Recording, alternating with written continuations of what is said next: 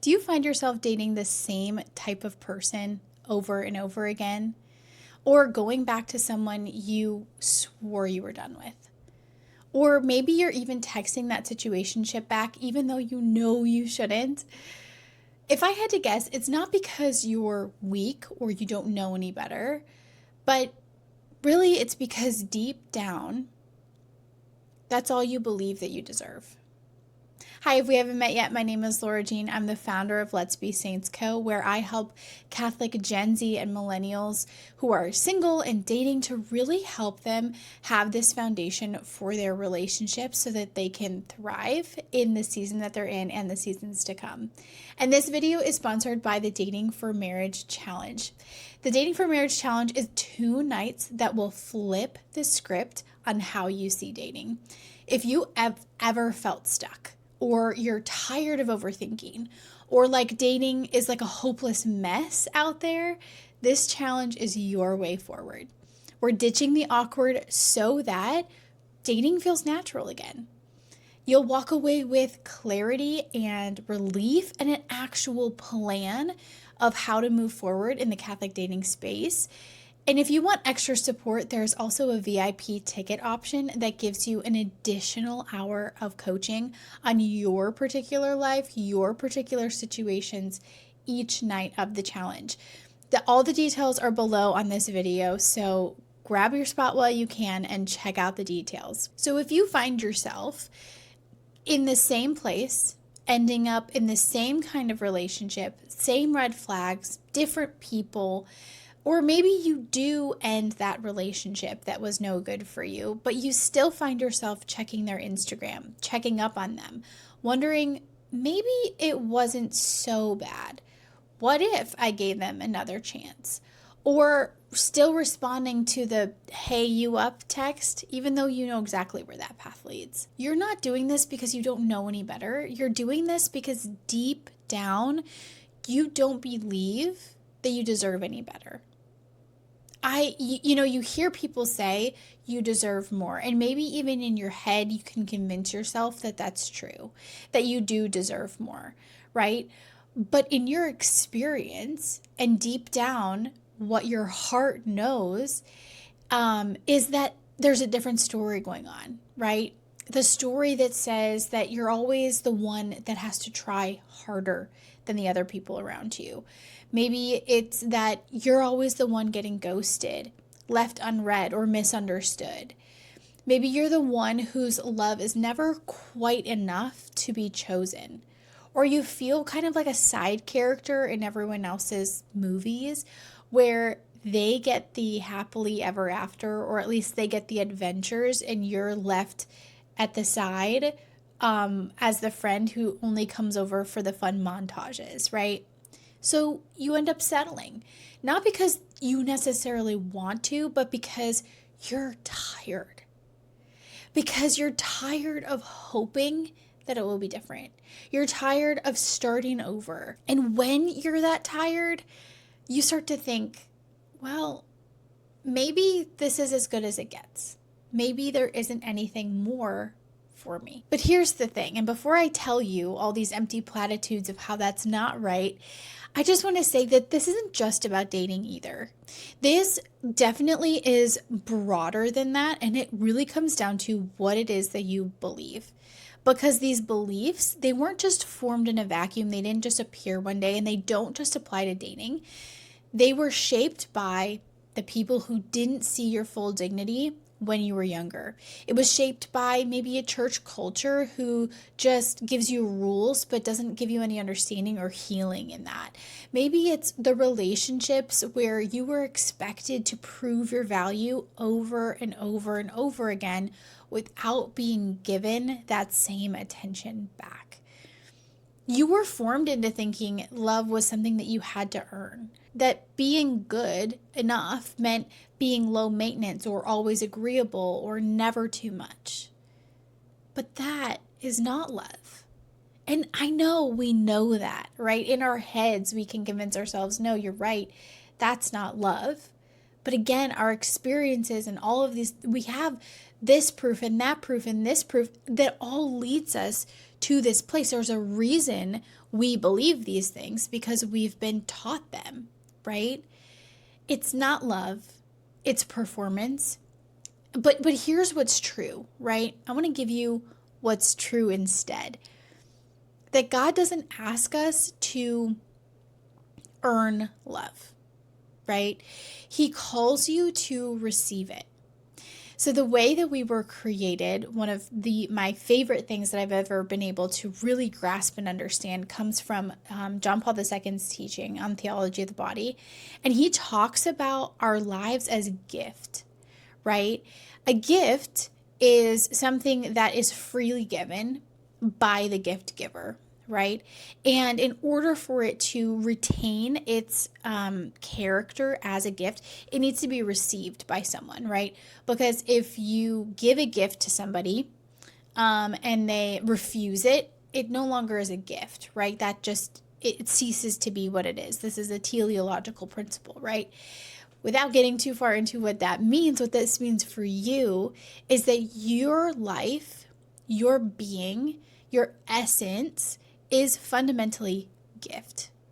What that means for you is that not only are you called to give that gift of yourself to others and in a very specific way, romantically to one person for the rest of your life, but you're also meant to receive. You're also meant to receive the gift of others around you, the gift of love that God desires to give to you, the gift of yourself that He first gives to you before you can receive someone else, right? There's all these things. So if we think about gift in this way, if we think about who we are in this way, if we think about love in this way, we have to first be someone who can receive love and then learn how to give love back freely. That's really this dance, right? But I have to admit, it's not as easy as just snapping your fingers and changing your mind overnight. That's not how this works. The truth is that you cannot build new beliefs onto old beliefs. So if your old belief, your current belief is, I have all this proof of why I have to earn people's love and trust and etc., right?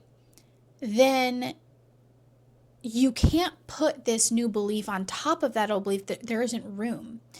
What you have to do instead is excavate that old belief, dig it out, say so many reasons why it's not true, convince yourself that that is not to be believed anymore, and convince yourself and have this new belief be so convincing and convicting that you replace that old belief with this new belief. So if we do that, it is possible. Okay, it is so possible to walk a new path, to grow in confidence, to build your standards from a place of peace and not pride. Not just saying, I want this, and so therefore this is what I deserve, but from a true place of this is the dignity that God gave me and I'm living that out, right? It is so possible to stop settling for situations that drain your soul because you finally believe that your heart is worth pursuing, right? You don't need to become someone else. Nancy down the street is not loved because she has all of these characteristics. She's loved because she's her. And you can be loved because of who you are. You just need to come home to who you already are. You have to meet yourself there. Now, there's this story that every time I hear it, it really just, it's so good. And it's about that famous painter, Leonardo da Vinci. Now, Leonardo da Vinci is really famous for a lot of paintings, but one of his most famous paintings is The Last Supper, right? It's this massive painting where he has, that famous one where they're all sitting on the one side of the table so you can see all of the apostles' faces and etc., right? And he started the painting by painting the face of Jesus. He wanted to find someone who really captured the purity and the innocence of Christ. So he looked for a youthful man who could sit as a subject for him. And so he went out and he found this joyful, this pure looking young man. And he asked him, "Hey, would you sit for me? I'm a painter. Would you sit for me and for the face of Jesus in this painting that I'm doing?" So he says yes, and he paints it.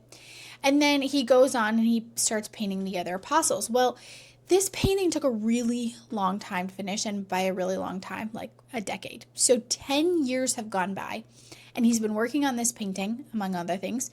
And the people who had commissioned him to do this painting were getting impatient. They were like, "Dude, it's been a decade. It's been 10 years.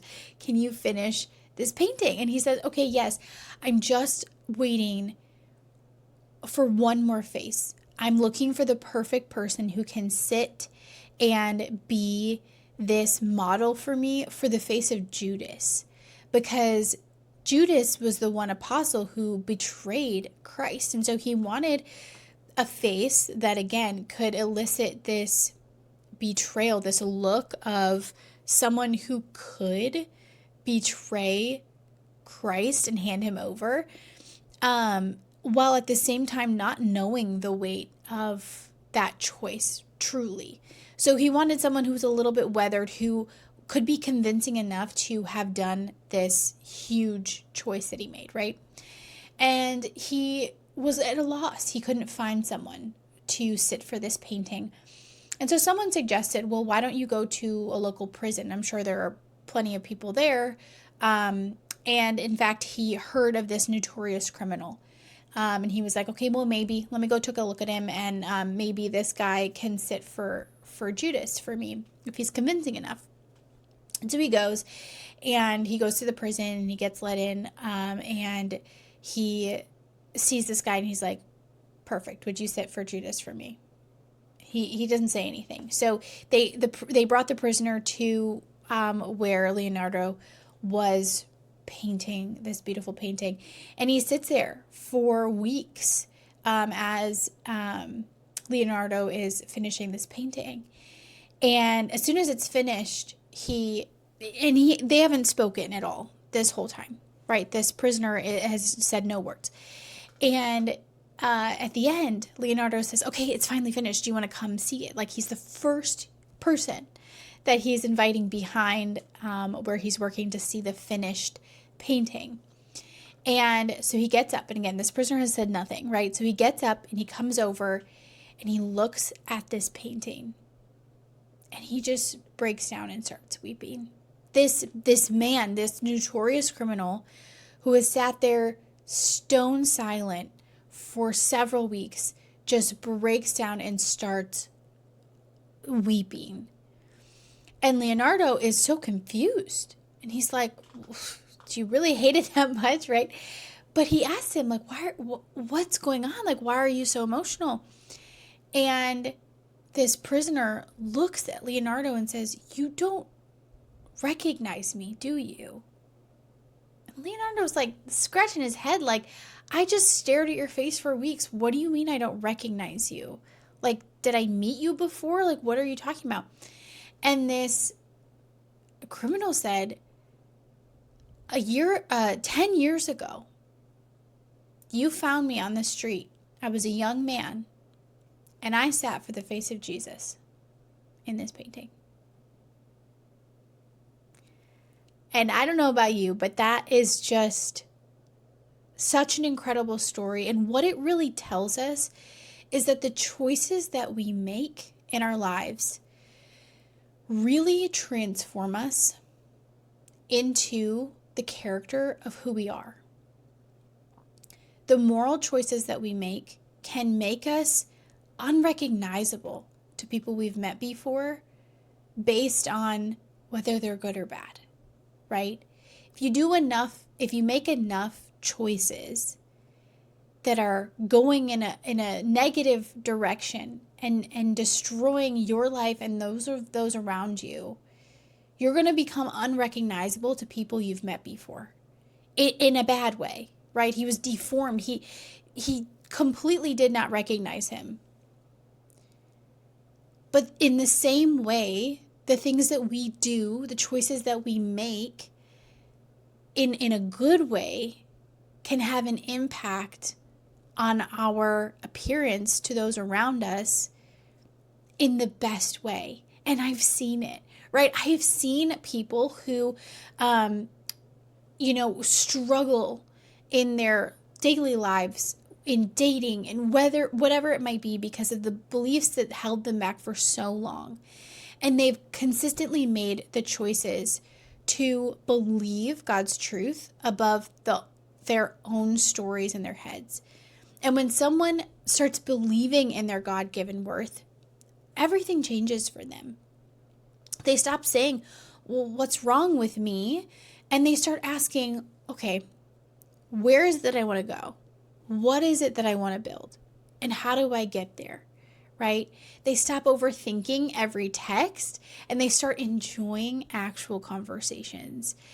They stop trying to mold themselves into someone who might get picked, like Nancy next door. Okay, she looks like this and got a date, and so maybe I should look like that in order to get a date, right?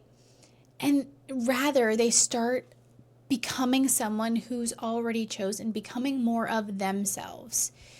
The word beautiful. I can't remember where I heard this. I was really young, maybe in a preteen.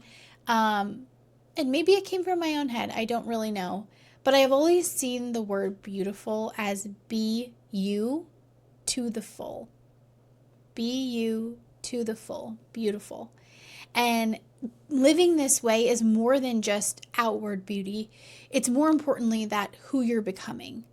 Living you to the fullest, right? Having that gift that God gave you in your exact personhood to be animated by you, the soul that God created, not someone else, right?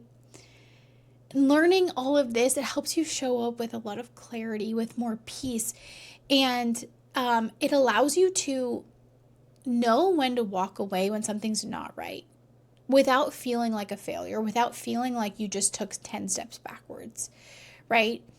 You don't need to be chased or fix anyone or cling to half alive situations because they're familiar. Because on the other side, there is something better for you. And I don't want to say, you fix all these things and immediately that person will show up at your front door. I cannot guarantee that. And I don't want to give you that false hope. But what I do know is that when you become who you're meant to be, people will be attracted to you, whether they be friends, whether it be community, whether it be people in your family coming back and building stronger relationships with you, because you are an integrated person and there's life there. And so, yes, that can make you more attractive to people around you who might be good romantic fits for you. And I hope that that is so true for you. But it doesn't automatically mean, right? It's not like a magic switch that you do this one thing and then someone shows up at your door like an Amazon package with 2-day delivery, right? I can't say that, but what I can say is that when you focus on becoming who you're meant to be, who God created you to be, things will change. You will become unrecognizable in the best ways. Now, if this video spoke to you, don't just scroll away, right? I would really invite you to comment below, share it with a friend who needs it, and subscribe for more weekly videos to help you prepare for a love that lasts. And if this is something that really stirred with you and something that you want, this clarity, this peace, this understanding, you want to go deeper with it, that's exactly why I started the Dating for Marriage Challenge. And so I encourage you to look into it and see if it is a good fit for you, so that dating isn't confusing anymore and that we can ditch the awkwardness and make dating something that feels natural again. Something that becomes clear, peaceful, and joy-filled. Something you don't want to run away from, but you're actually excited to do again. Let's take this next step together. I'm cheering for you.